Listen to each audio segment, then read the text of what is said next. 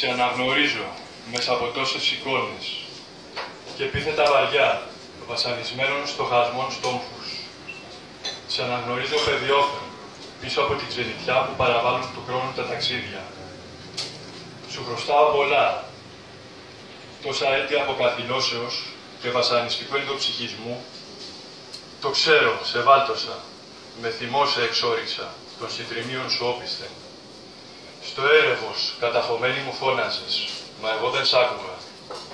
Μου τεντώνεις το σώμα, αργά και με δύναμη, θέλοντας να με πανεντάξεις στο δρόμο μου.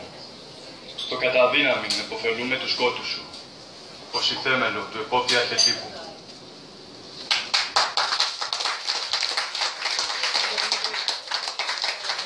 Ευχαριστούμε πάρα πολύ τον κύριο Παναγιώτη Μερέκο, τον κύριο Δημήτρη Μούχα και τον κύριο Θεοχάρη Παπαδόπουλο, ο οποίος θα παραμείνει στη θέση του για να μας απαγγείλει δικά του ποίηματα αυτή τη φορά.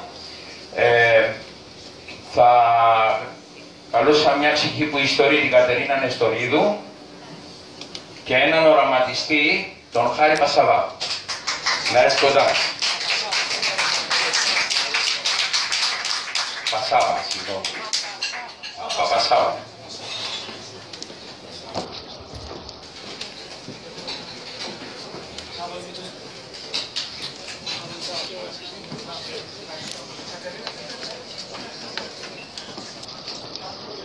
Ο κύριος Παπασάβας.